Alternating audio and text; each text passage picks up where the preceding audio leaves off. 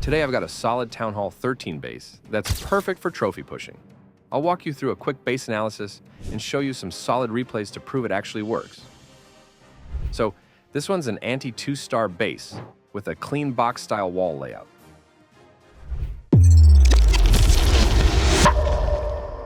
First thing you'll notice, it looks super clear. Not just because everything's maxed out, but the defense placements are really smart. Of course, looking good doesn't win defenses, but there's more going on here.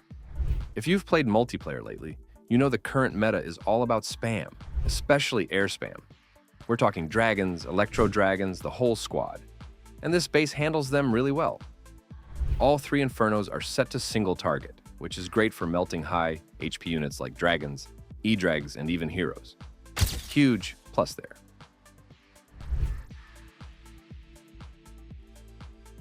Now check the Town Hall placement. It's smack in the middle. With the recent Warden ability update, blimps can't just fly in and nuke the Town Hall like they used to. That alone makes the core way harder to crack. Let's talk about the air attackers for a second. Most of them will try to snipe key stuff like air sweepers or defenses using a giant arrow combo with the queen. This base doesn't make that easy. Sure, it might give up a bit of value, but we've made it a pain to angle those giant arrows. If they want to grab 2 air defenses, they'd have to drop near the mortar, but we've put a 2x2 builder hut there. That tight space means they have to be super precise. One small misdrop, way less value. Also, unless they bring a zap spell, one of the sweepers is probably going to survive. That's a big deal.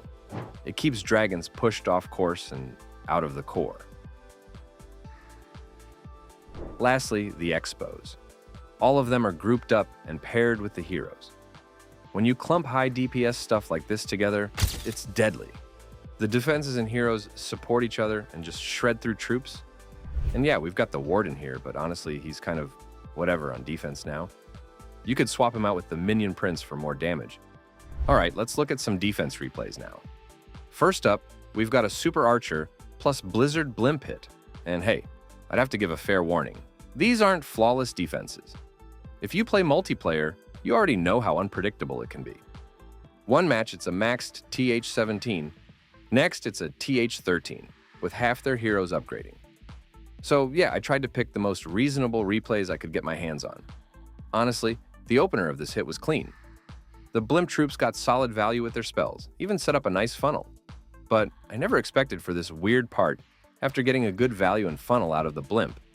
Instead of following up with something logical, the attacker dropped in super dragons and just kind of spammed them randomly across both sides. I mean, even the slightest funnel could have made a huge difference. But that drop felt like a totally different person took over the screen.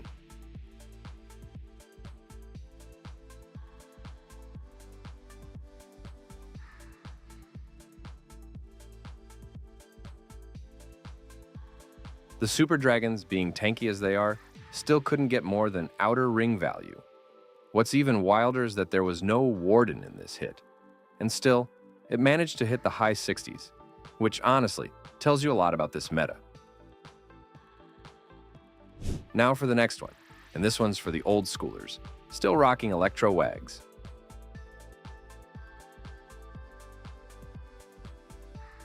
You know the type, corner funnel with 2 E-drags, and send the rest of the army charging through the middle. Gotta say, this one started just like the classic style. The early rage, solid Warden ability timing, then even freezing that single Infernoto, keep the E-dragons alive early. It was all on point. But somewhere mid-core, everything just crumbled. These were level 4 Electro Dragons, mind you, but they still melted. It was strange, like they hit a wall of damage and gone. I couldn't even tell you what exactly took them out so fast. Maybe it's the back-end pressure from those Expo combos, or just the splash layering. But the point is, even a well-executed plan couldn't get through.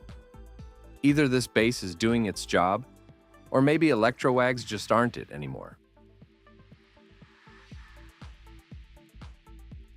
Alright, the next one's kind of funny. Someone brought a Town Hall 9 style army against a Town Hall 13 base. Yeah, golems and all. I know it sounds like a joke, but these days, The meta is so busted. You could triple with almost anything as long as your heroes are jacked and the troops are just there to clean up. So in this attack, the funnel's actually set up really well.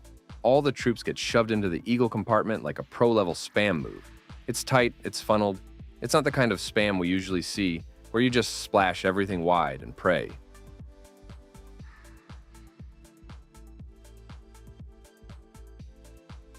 This looked like spam with a plan. But here's the issue. We got single-target Infernos to easily knock off those high HP P.E.K.K.A.s and heroes. Nowhere near strong enough.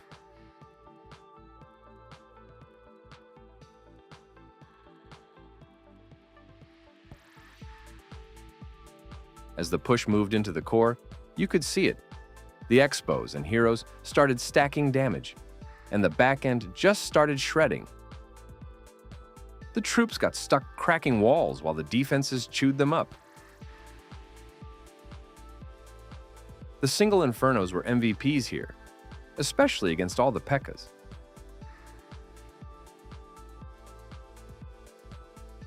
They stood no chance. Now let's talk about the final hit. Yep, Zap Electro Dragons again. And honestly, this one had me scratching my head. I can accept the fact that Queen can be used to funnel, but this is the first time I'm seeing. Minion Prince is also used for funneling. Maybe he took the role of the king here. It looked like surgical Electro Dragons. The funnel was neat anyway, sure, but the hero usage is still confusing.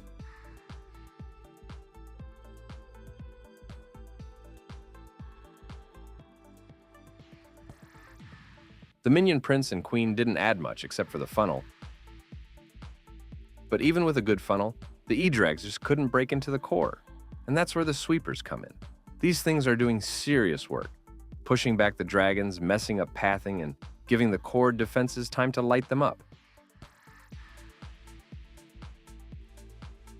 Funny enough, this is the same reason the first replay failed.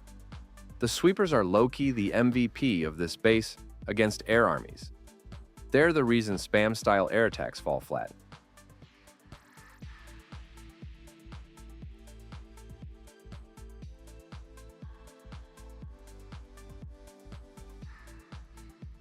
So yeah, that wraps up the full showcase of this Town Hall 13 trophy base and all the invasion attempts it took on.